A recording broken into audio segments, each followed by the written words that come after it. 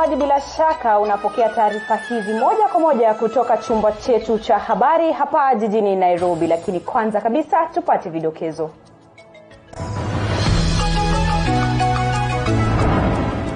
Wanafunzi 13 wafariki kwenye mkasa katika shule ya msingi ya Kakamega.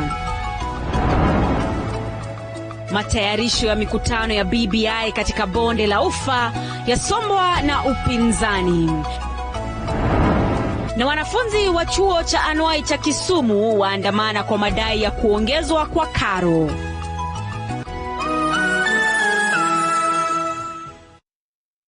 Karibu sana mtazamaji kwenye taarifa za TV47. Dakika 60 zijazo tutakufahamisha taarifa ambazo zimegonga vichwa vya habari kutoka kaunti mbalimbali. Tunaanza na taarifa tanzia. Wanafunzi 14 wamefariki kufuatia mkanyagano uliotokea katika shule ya msingi ya Kakamega, huku wengine 39 wakikimbizwa hospitalini kupata matibabu.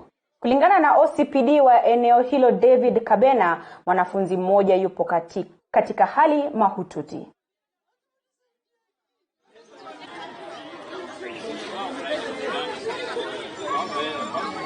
Hawa watoto wengi wamepelekwa hospitali. Kuna wale wenye ambao hatujajua hali yenye ambao kwa saa hii, lakini tunaomba ya kwamba tufike huko katika General Hospital ili tukoconfirm tuone watoto wangapi wameenda na wangapi wako hai. Lakini ningependelea kwamba tumesaidiana kwa vivyo vyote na tumepata kuokoa watoto wengi. Nilikuja kuchukua mtoto, nikachukua watoto walimu kwa gorofa kwa juu. Walimu. Tukaona wengine wameanguka. Kwenda kupanda kwa stairs tukapata watoto wengine wameanguka, wengine wako juu, wengine wako chini. Tukangana, tukachukua wengine tukapeleka kwa Brobox, wengine kwa Land Cruiser, wengine kwa gari nyingine kuna kuchukua watoto tukapeleka General. Kwa Alex Olbonga, na mimi nilikuwa nafuatilia mtoto wangu wa kitu ambaye alikuwa amechelewa pale getini, alikuwa amepotea. Sasa nilipokuwa pale getini nikajaribu kuzunguka kutafuta mtoto wangu kwenye darasa ya 4G. Ndio nikaona watoto wanaalialia. Kukimbia kule nikakuta watoto mmoja alikuwa mbele akatereza, alafu wengine akamfuata akamlalia. Tumewajaribu kuokoa watoto, tumejaribu kuwaweka kwenye probox na ile minibus ya West, alafu kuna ambulance pia wamejaribu kutusaidia kumpeleka hospitalini. Sasa kule hospitalini tunaomba uongozi utusaidie tujue jinsi hali gani hao watoto wapo. Nilikuwa napiga nduru nikaona shida gani na watoto, nikapack pikipiki nyuma chini, nikachukua mdogo nikaweka juu ya pikipiki, nikakimbia juu, tukafuatana na mwalimu mmoja. Sasa wakati tulienda tukapata watoto wametoka, wameteremka wote, wameleleana karibu watoto 30. Wamekuwa kwa hali gani? Wamekuwa kwa hali mbaya, hata wengine wamefendi, ni kama hatujui ni Mungu ndio anacho. Sasa hao watoto kitu yenye litendeka, walitoroka, walianza kutoka huko mbio the other side, wakuja wapitie mlango mmoja wote. Sasa ilikuwa kungangana kwa mlango.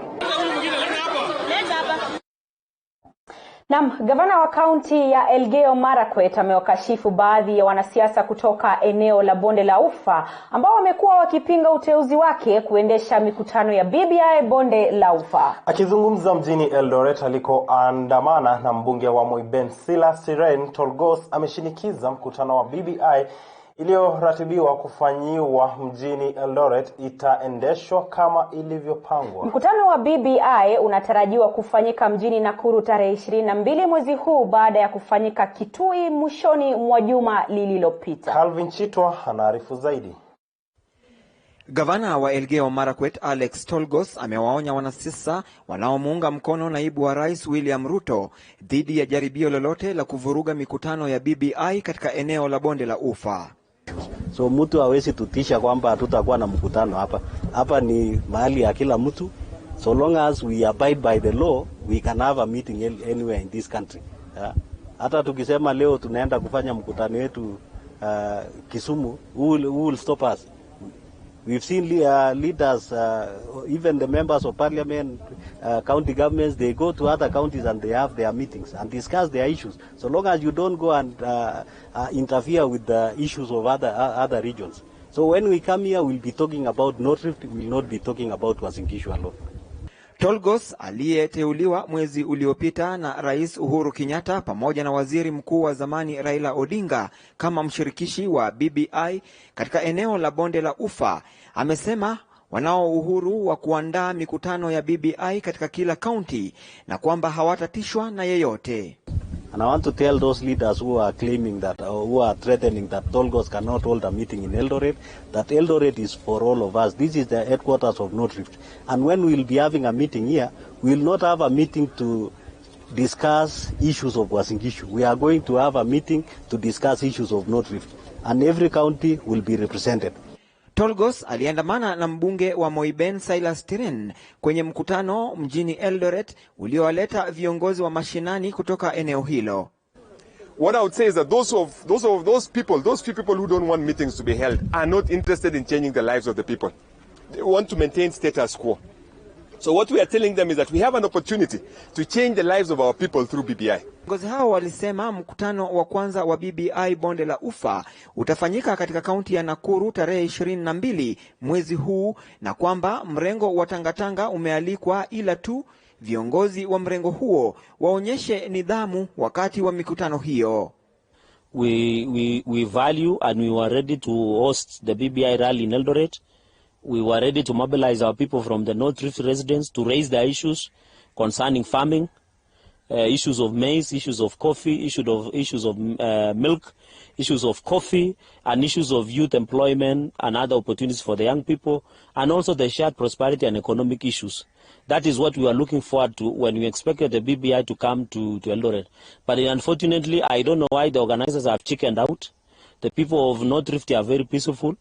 If the BBI team and the so-called team leaders, they can as well take their BBI rally wherever. But as leadership, we had said we'll all other rallies that complement the all other rallies that have been organized in the country. Mbili zilizopita mbunge wa Soi Caleb Kositanyi alisema Tolgos na kundi lake hawatapewa nafasi kuongoza masuala yanayohusu kaunti ya Uasin Gishu. The thing that they said Tolgos would coordinate is being held in Uasin Gishu County, whereby we have our governor who is able, we have our elected representatives who our MCAs, our members of parliament, senators, women rep, we have all of them. They are all of good health and of sound mind, and they are able to organize that meeting. And if anything is to go by, we want to say that Tolgos will not organize the meeting in Eldoret. We are the ones who are going to take charge. Tolgos na Tiren walikanusha propaganda ambazo zinaenezwa kwenye mitandao za kijamii kwamba mkutano wao wa leo ulivurugwa na vijana mjini Eldoret. Calvin Chitwa, TV47, kaunti ya Uasin Gishu.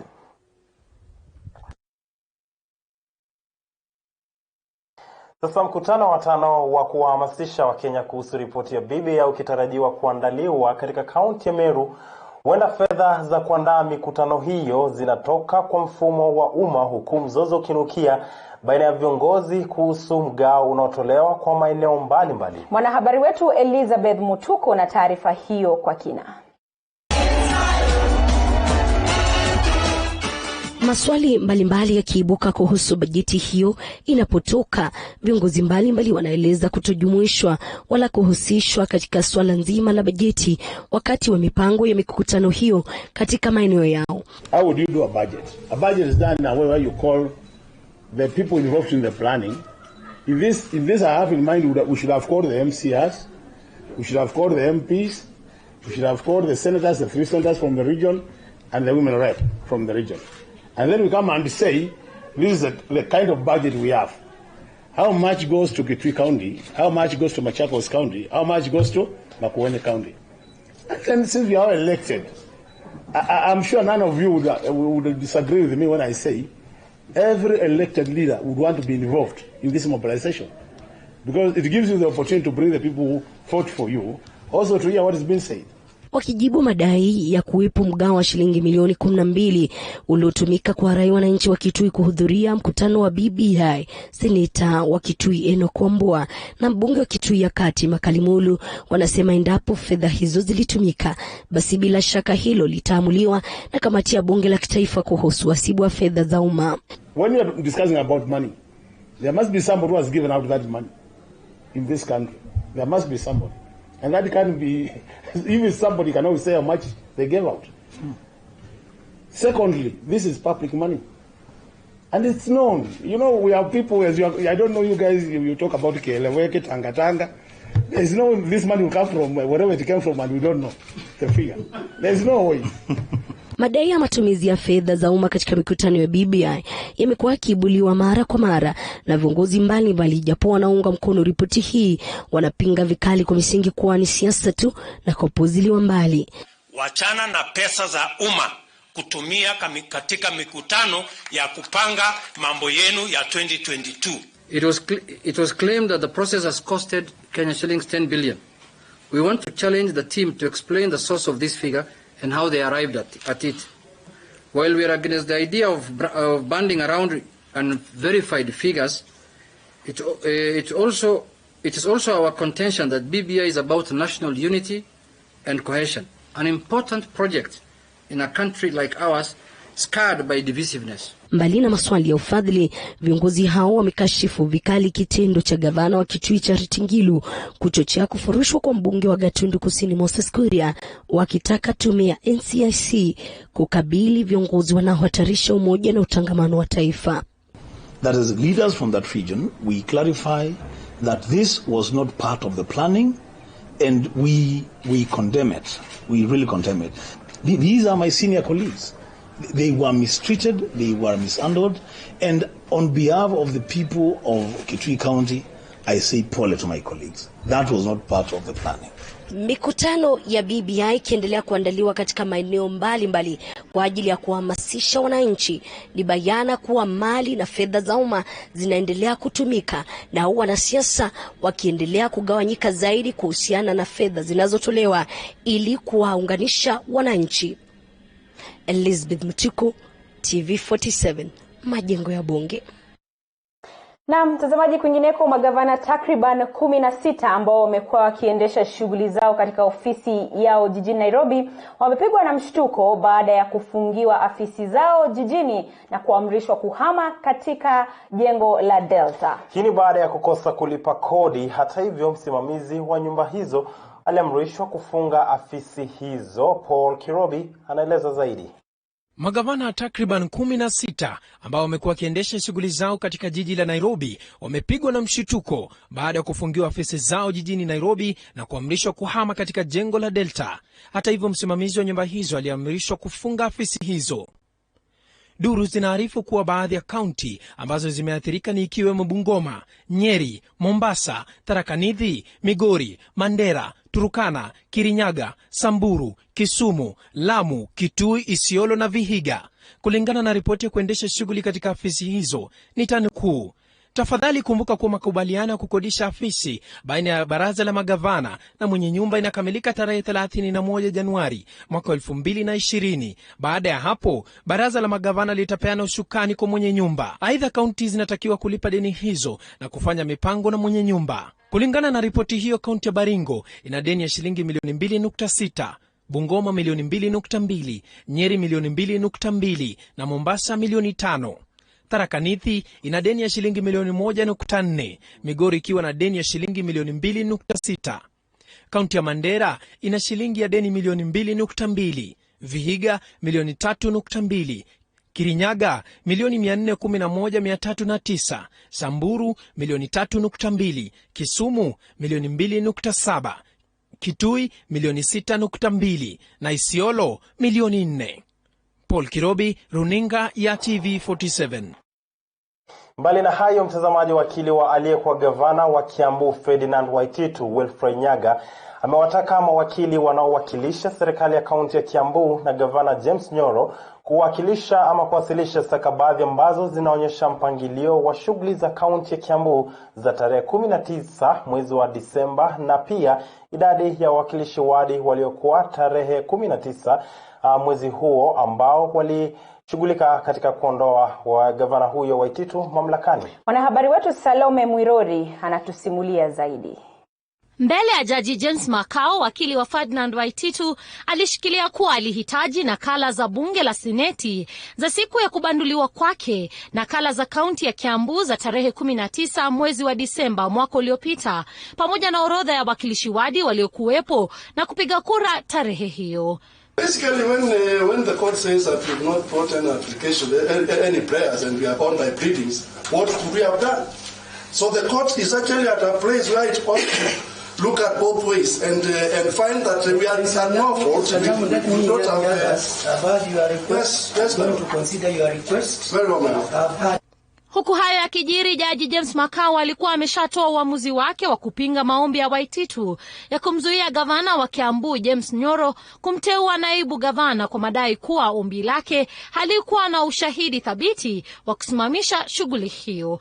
I decline to grant the conservatory orders under prayer number 11 and 12 of the petitioner's notice of motion dated 30th January 2020. I've said course will be in the course. Those are my rulings. Now, do we have to... Kesi hiyo itasikizwa tena mahakamani tarehe 27 Januari mwaka huu baada ya mawakili kupewa muda wa kuwasilisha stakabadhi muhimu katika kesi hiyo. Salome Mwirore, TV47. Naam, shukrani sana Salome Mwirori. Mtazamaji, zimekatika dakika 16 baada ya saa 3 kamili saa za Afrika ya Mashariki. Kumbuka unaweza kuzidi kusema nasi kupitia nambari ambayo ni 22047 22047. Kwenye mitandao ya kijamii @TV47KE @_Clifford_KE, sema nasi kwenye mtandao wa Facebook TV47 Kenya. Bila kusahau tovuti yetu maridadi ya www.tv47.co.ke. Tunakwenda kwenye mapumziko, tukirejea tunazo taarifa zaidi.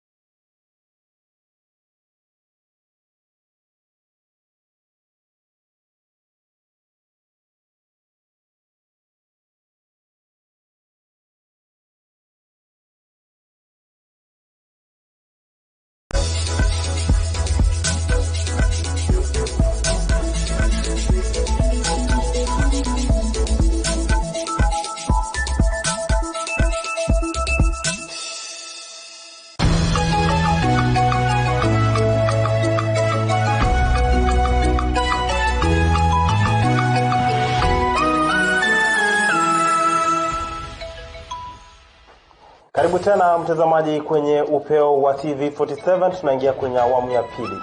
Na katibu katika Wizara ya Kilimo Hamadi Boga amekabiliwa na kibarua kigumu zaidi mbele ya kamati ya Bunge la Kitaifa kuhusu uhasibu wa fedha za umma, kuelezea jinsi shilingi bilioni 50 zilitumika kwa uagizaji wa mahindi katika mwaka wa kifedha wa 2016 2017 na mwaka wa kifedha wa 2017-2018. Kamati hiyo iliyo chini ya wenyekiti wake Upeo Wa imewalika aliyekuwa waziri katika Wizara ya Kilimo Mwangi Kiunjuri, aliyekuwa katibu Rashid Lesiambe, mkuu wa utumishi wa umma Joseph Kinyua, wote kufika mbele yake wiki ijayo kutoa mwanga zaidi. Yupo Elizabeth Mutuku na taarifa hii.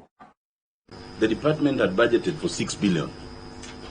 The letter talks of 6 billion. It seems natural to assume that they were talking about the same thing. Yeah. So what then we want to know is the basis of this interpretation. Yeah. And that raises the second query. If you look at paragraph 1044, paragraph 2, the second query by the Auditor General is that it is not clear how the budgeted amounts were arrived at. How? Your response is on page 23 that the board approved. That does not answer the how. That is the approval. How did the board arrive at that amount? Because that will help answer the query and to satisfy us that the 6 billion spoken of in this letter is not actually the original 6 billion budgeted for. You have said the board mandated to give authorization on how much food to, because you cannot import food brightly as a government, neither can you buy food brightly from farmers in terms of maize. There has to be some empirical evidence that we need this specific number of bags of maize. And you said it is SFR. Now this committee that was being headed by the head of public service, I believe was the one doing the nitty-gritties in terms of this number of maize, this number of bags, etc. Country of origin, the actual specific export company, because yeah, that we need. That's available very clearly. And then the list of the persons or companies that bought this maize from yourselves, okay, for whatever reason, either mailing or consumption, we don't know. Mtazamaji, tuzidi kusonga mbele na uongozi katika kaunti ya Nairobi unazidi kuwa ni donda sugu. Hii ni baada ya gavana Mike Sonko kuagizwa na mahakama kuhudumu nje ya ofisi yake. Sasa baadhi ya wawakilishi wadi katika kaunti ya Nairobi wakiongozwa na kiongozi wa walio wengi Charles Thuo wamesema shughuli za kaunti zinaendelea ipasavyo licha ya ukosefu wa viongozi wakuu afisini. Mwanahabari wetu Joash Onsare na taarifa hiyo kwa kina.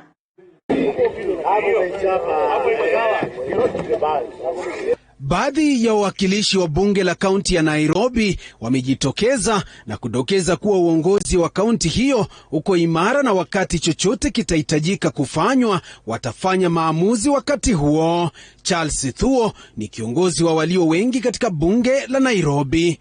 On the issues of our governor and the issues of the deputy governor is that as MCAs elected, we are fully capable of dealing with our business. We do not need any people from anywhere to interfere with us.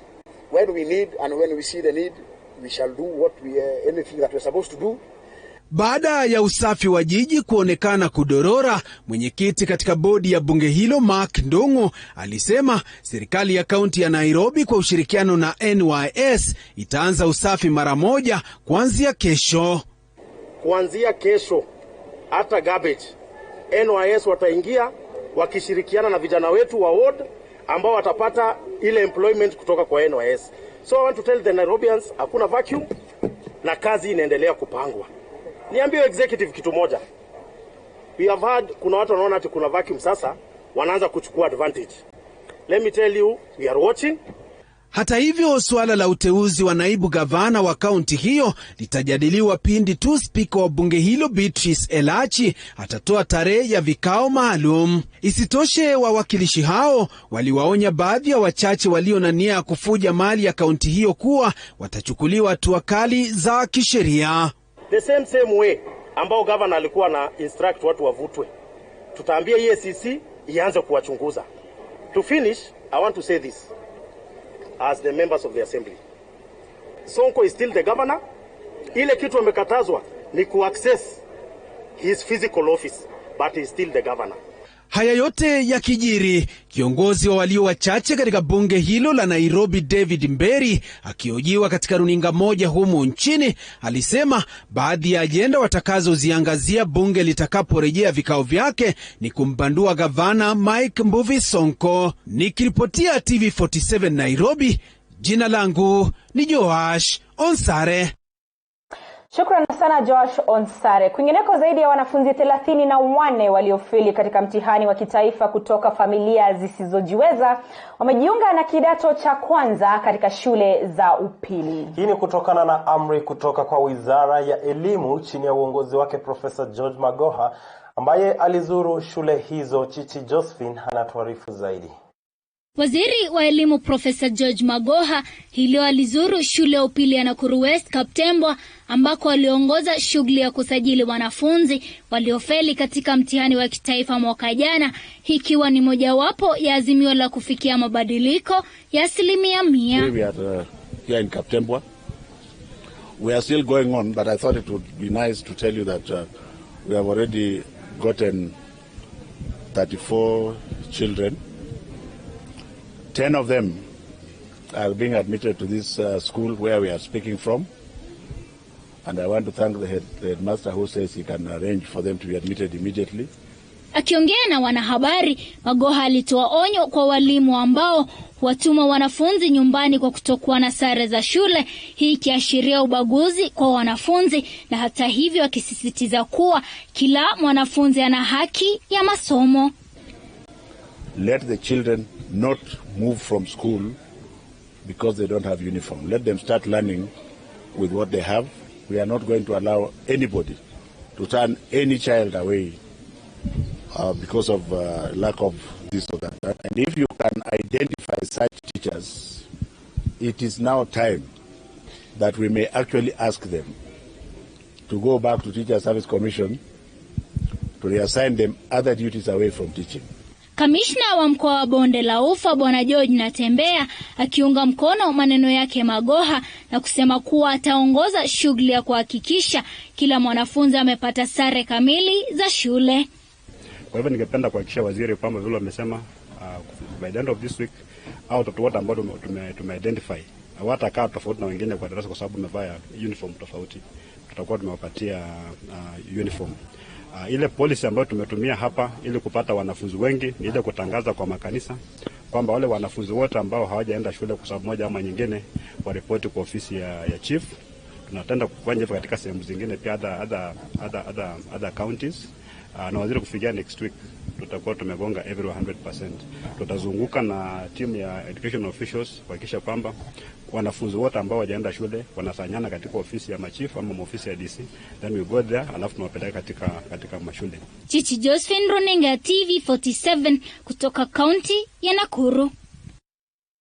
Mbali na hayo, mtazamaji, kulishuhudiwa hali ya mguni ponye hivi leo mjini Kisumu baada ya wanafunzi wa chuo cha anuai cha Kisumu kuandamana kwa kile wanachodai ni kunyanyaswa. Wakiongozwa na Jimmy Magero, wanafunzi hao wanashikilia kuwa usimamizi wa chuo hicho ulikiuka sheria na badala yake kuongeza karo, hali ambayo wamesema kuwa inawaumiza wanafunzi, hali kadhalika wazazi wao. Licha ya usimamizi kudinda kuzungumza, wanafunzi wamesisitiza kuwa wataendelea na mgomo hadi matakwa yao yasikizwe. Daniel Dembede anatuarifu zaidi. Mapema leo asubuhi kulishuhudiwa hali ya mshike mjini Kisumu baada ya wanafunzi wa chuo cha anuai cha Kisumu kuandamana kwa kile wanachodai ni unyanyasaji chuoni humo. Iliwalazimu maafisa wa polisi kuwatawanya wanafunzi hao kutumia vitoa machozi kwa zaidi ya masaa 6.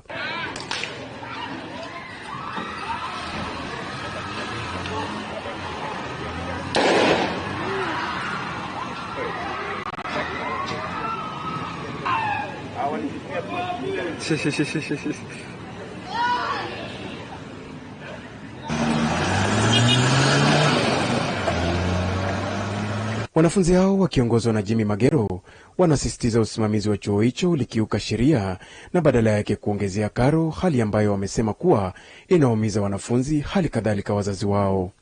Quite unfortunate what we are seeing today a situation whereby students are asking for explanation concerning fee increment which is not justified. Yes. And instead of the management and administration coming out to clarify to students who are their clients, they have done everything they can to ensure that they get information concerning that increment, but the administration has completely failed to explain why such fee has been increased. As the student fraternity and student leadership, I want to state here very clearly that we stand for sanity in learning institutions. We realized that there was an increment of the school fee by 6,000 to the technical students, and the same technical students do not partake any practical. So we were worried and we wrote a letter to the institution, to the administration. The letter has never been responded to, and this one made us to at least demonstrate peacefully, and we have a right to demonstrate peacefully. A memo was submitted to the administration 2 weeks ago. Actually 2 weeks ago. We came to school, and yet policemen had already arrived in school. We are being chased around, they're even interfering with the community at large. We need the principal to explain why we are paying fee as much as the parallel institutions. Why is Magoha not raising an issue? We don't have chairs in school. We don't have anything in school. We don't even have enough lecturers in school. We want Magoha to come and address this issue, or else Poly will be a no-go zone. Hata hivyo, juhudi za kuzungumza na usimamizi wa chuo hicho haukufua dafu, huku wanafunzi wakidai hawana nia ya kuharibu chochote chuoni humo, wakisema wanatarajia malalamishi yao yatasikizwa ili shughuli za kawaida zirudi kama hapo awali. Daniel Dembede, TV47, kaunti ya Kisumu. Kwingineko, mtazamaji, mkuu wa mkurugenzi wa bodi ya filamu nchini KFCB Ezekiel Mutua mapema leo ametoa onyo kali dhidi ya wamiliki wa matatu kuhakikisha hawachezi mziki au picha ambazo hazijainishwa na bodi hiyo. Bodi hiyo kwa ushirikiano na idara ya polisi hapo kesho watakagua magari yote ili kuhakikisha hakuna anayekiuka pendekezo hilo. Vanessa Ndavi na taarifa hiyo kwa kina. 70% ya Wakenya hutumia matatu kila siku, na mara nyingi abiria hana budi kuchagua gari lile atakalosafiria. Lakini baada ya washikadau kurembesha magari haya zaidi ili kuvutia wateja, imewatia wamiliki na wasimamishi wa huduma hizi matatani. Kulingana na utaratibu wetu, sinema yoyote ama picha zozote ama vipindi vinavyoonyeshwa katika magari ya usafiri wa umma vinafaa vyote viambatane na kengezo cha general exhibition na viwe vinafaa kwa watu wote. Afisa mkuu mtendaji wa KFCB Bwana Ezekiel Mutua alisema kwamba ni baada ya malalamishi kutoka kwa Wakenya amelazimika kuchukua hatua ili kuhakikisha kwamba watoto wetu hawaigi mienendo isiyofaa. Kwa hivyo tunapeana zile guidelines kwamba zile vipindi ama muziki usiwe na lugha mbovu, kusiwe na vipindi vyenye obscene images, na kwamba wazingatie kuchunga watoto maadili yao yasiharibiwe wanaposafiri katika yale magari ya umma. Msako mkuu utafanyika hapo kesho katika kaunti zote humu nchini ambao utaongozwa na Bwana Ezekiel Mutua ili kuhakikisha kwamba kanuni za burudani walizobuni zimetekelezwa kikamilifu. Siku ya Jumanne, tarehe 4 mwezi wa pili mwaka wa 2020, tunaanzisha msako katika kila pembe ya nchi kuhakikisha kwamba magari ambayo yameweka zile screens yanabatana ama yanazingatia regulation za Kenya Film Classification Board. Ni jukumu la kila mwanabiashara kuhakikisha kwamba wateja wake wamepata huduma za hali ya juu, na heshima ni muhimu katika jamii yetu ya Kiafrika. Nikiripotia runinga ya TV47, jina langu ni Vanessa Ndavi. Safi, shukran sana Vanessa Ndavi kwa taarifa hiyo. Lakini mtazamaji, taarifa nyingine ambayo tunaipokea sasa hivi ni kuhusiana na uchaguzi mkuu wa urais katika nchi ya Malawi, ambapo uchaguzi huo umefutiliwa mbali. Taifa la Malawi likiwa la pili katika bara la Afrika kwa kufutilia mbali uchaguzi wa urais, kumaanisha kuwa Peter Mutharika ambaye ndiye rais atarudi debeni. Kumbuka mwaka jana, mwezi wa Mei, alijizolea 38%, huku mpinzani wake wa pili akifuata na pointi ama kura 35%, ambaye alikuwa watatu alifuata na kura 20%, kumaanisha kwamba sasa uchaguzi huo utakuwa unarudi debeni. Naam, bila shaka mtazamaji, ni baadhi tu ya taarifa ambazo tumekuandalia jioni ya leo moja kwa moja kutoka chumba chetu cha habari hapa jijini Nairobi. Zikiwa zimekatika dakika 37 baada ya saa 3 kamili saa za Afrika ya Mashariki, Upeo wa TV47 utakuwa unachukua mapumziko mafupi, lakini kumbuka unaweza kusema nasi kupitia nambari ambayo ni 2204722047. 220447. Usiende mbali.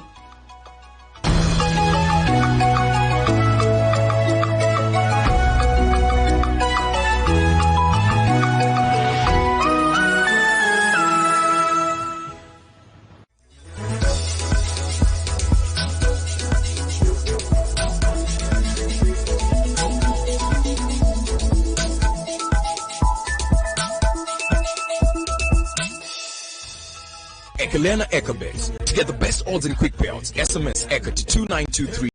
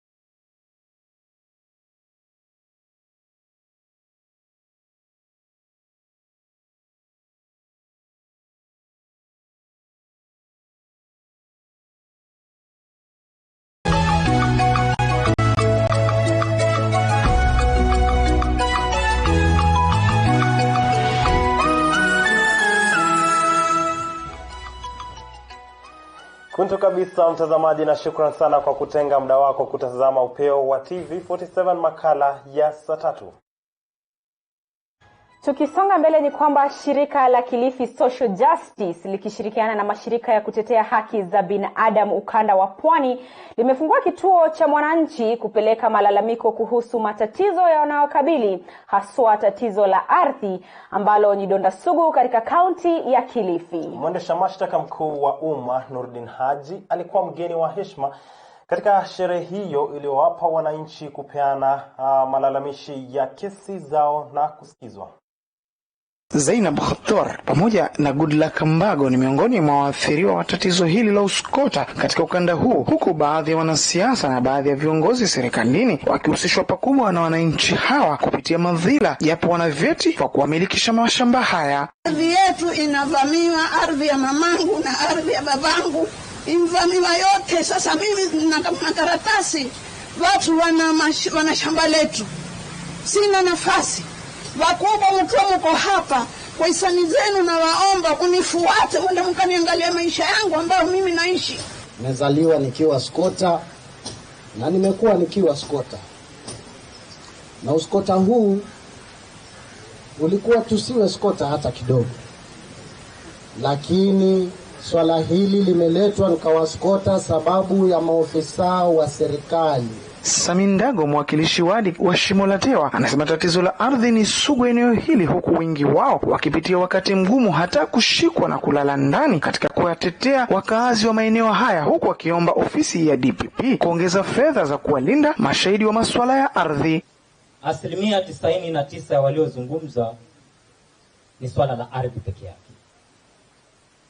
Na nina uhakika ya kwamba tukipata wokozi kwa ardhi, yale mengine ambayo tuko nayo yamekaa ndani ya mioyo yetu tutaweza kuyazungumza. Ninakuomba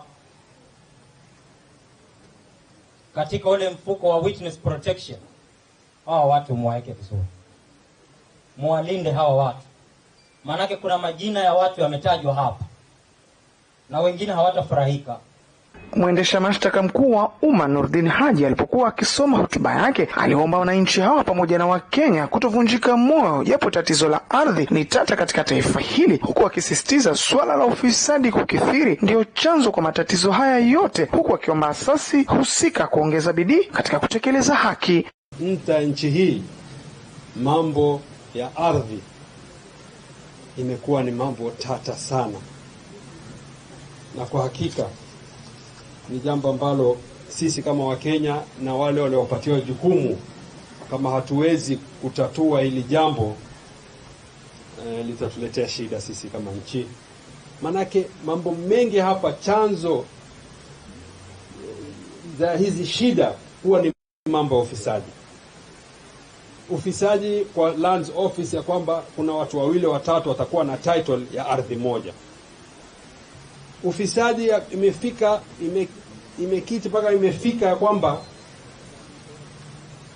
hata hukumu ya kutoka kwa majaji huwa sasa wa Kenya na sisi tunauliza ni vipi hii imefika hapa, ya kwamba mtu anaweza kupewa bail na bond alipe kwa kadri yake yeye, kwa maana yeye ni mtu tajiri, lakini wale walio hoya haya na maskini hawapewi nafasi hiyo. Huzuni na machozi kutoka kwa wakazi hawa wanaimani kuwa kituo hiki kitakuwa kimbilio kwa matatizo yao, huku wakiamini haki itatendeka kwao baada ya kuhangaika kwa muda mrefu. Nikiarifia TV47 kutoka eneo la Mtwapa, kaunti ya Kilifi, mimi ni Mohamed Atib Abdallah. Mbali na hayo, mtazamaji, chuo kikuu cha MKU kimezindua upya mustakabali wa maelewano baina ya chuo hicho na kampuni ya Bidco. Maelewano haya yananuia kuwafaidi wanafunzi walio shuleni na kuwapa nafasi ya masomo ya ziada maarufu internship. Zablon Masharia anaarifu zaidi. Ikiwa ni njia ya kuwafaidi wanafunzi walioko kwenye vyuo vikuu, kampuni ya Bidco inajitahidi kushirikiana na vyuo mbalimbali ili kuwapa wanafunzi nafasi za kujiendeleza kibiashara. Chuo kikuu cha Mount Kenya kikiwa ni mojawapo, kimezindua mustakabali wa maelewano na kampuni hiyo. Public-private partnership, what we refer to is coming together and finding solutions that are viable and long-term. Akizungumza katika hafla hii, mkurugenzi mtendaji wa kampuni ya Bidco Chris Days amesema kuwa wanafunzi watapewa nafasi ya kukuza ujuzi wao. We look forward to identify and to collaborate, Professor, with your team, that we are able to employ more Kenyans, because Bidco Africa is one of the companies that is supporting the government of Kenya in the Big Four initiatives. Ameongeza kuwa wanajitahidi kushirikiana na wanafunzi walio na biashara ndogo kwa kuwapa bidhaa za kampuni hiyo ili kusambaza na baadaye mwanafunzi yule kupata faida. Kwa upande wake, kaimu naibu chancellor wa chuo kikuu cha Mount Kenya Professor Peter Wanderi amepongeza jitihada ya kampuni ya Bidco na kuahidi kufanya kazi pamoja, hususan ili kuwafaidi wanafunzi wa chuo hicho. We have all benefited from it, and we are sure that it is not only going to benefit the two organizations, but to reach out to the communities. Zablon Masharia, TV47, Nairobi. Safi mtazamaji, sasa hivi tudunde viwanjani.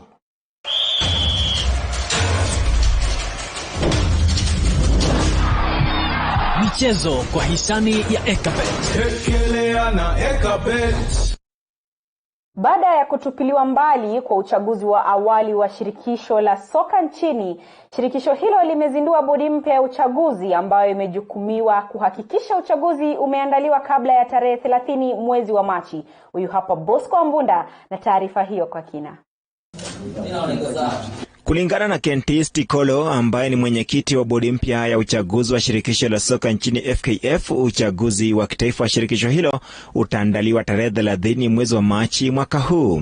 Na hiyo ni mambo ya constitution ya FKF.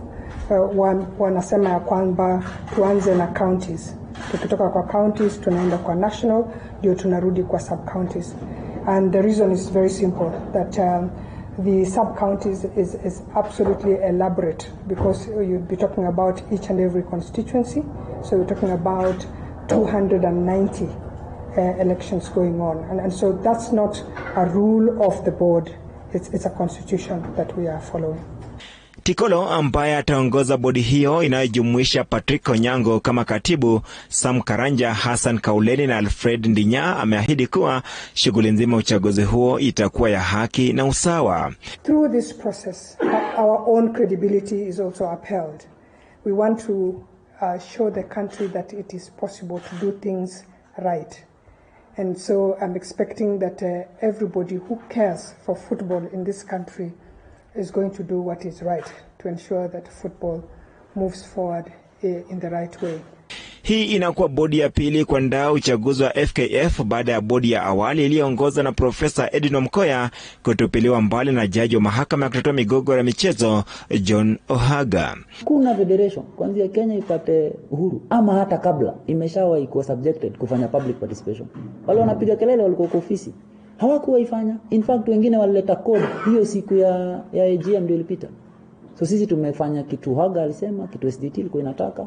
Rais wa sasa wa FKF Nick Mwendwa ni miongoni mwa waniaji wa urais wa shirikisho hilo, ambapo anakabiliwa na upinzani mkali kutoka kwa kundi linaloongozwa na rais wa awali Sam Nyamweya na aliyekuwa gavana Vihiga Moses Akaranga. Bosco Ambunda, TV47 Michezo. Hatimaye timu ya raga ya wachezaji 15 ya Strathmore Leos ilisajili ushindi wake wa 13 msimu huu katika ligi ya daraja la pili ya Championship na kuimarisha matumaini yao ya kufuzu kwenye kikombe cha Kenya Cup msimu ujao, huku chuo kikuu cha Masinde Muliro kikiwafuata kwa ukaribu. Jason Sagini basi anatuarifu zaidi. Vijana wa chuo kikuu cha Masinde Muliro walisajili ushindi wao wa 12 msimu huu kwa kuwavuruga wanachuo wa USIU kwa alama 19-18 katika mechi ya raundi ya 13 ya ligi ya raga ya Championship. Viongozi wa ligi hiyo Strathmore Leos bado wameshikilia rekodi ya 100% baada ya kuwazaba Mean Machine alama 16-8 na kushikilia uongozi wa jedwali hilo kwa alama 61 baada ya mechi 13 zikiwa ni alama 7 mbele ya Must. Egerton Warps wanaoshikilia nafasi ya 5 kwa alama 27 waliwachoma Kisii RFC wanaovuta mkia kwa kichapo cha alama 22-0. South Coast Pirates wakapiga ushindi mwembamba wa alama 15-14 dhidi ya Catholic Monks. Mombasa RFC waliwazaba Northern Suburbs kwa alama 8-0, nao Eldoret RFC wakawahangaisha UOE Trojans kwa kichapo cha alama 9-8. Kadi sasa Mean Machine wapo katika nafasi ya 3 na alama 40, USIU Marshall wakiwafuata na alama 28, Egerton Wasps wakiwa nafasi ya 5 na alama 27, kisha South Coast Pirates wanafunga 6 bora na alama 27. Kisii na Mombasa RFC zinapigania kuepuka kushuka daraja baada ya kusajili alama 9 na 18 mtawalia zikiwa nafasi ya 12 na 11. Jason Sagini, TV47 Michezo.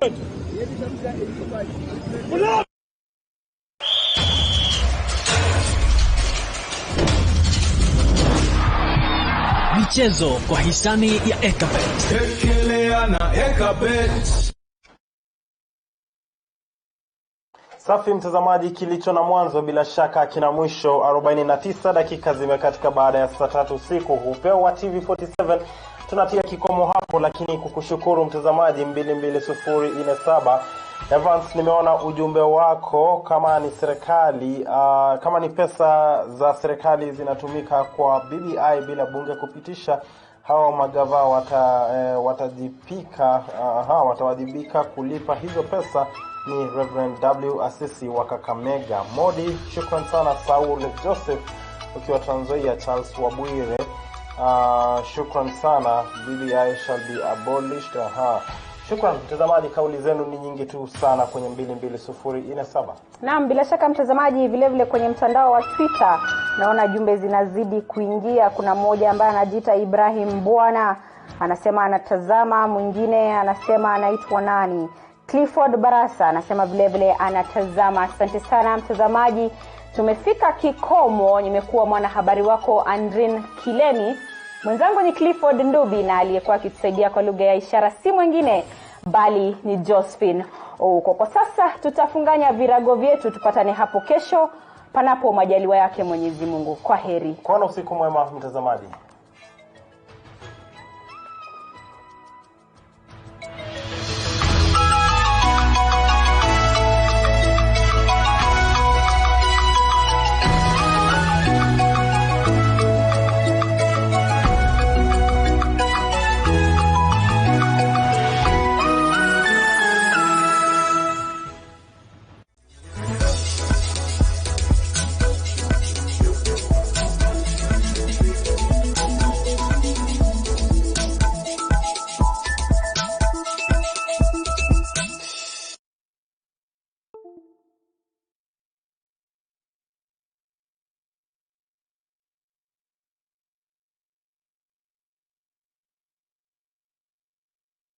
Hamjambo watoto, karibuni kwa kipindi chetu.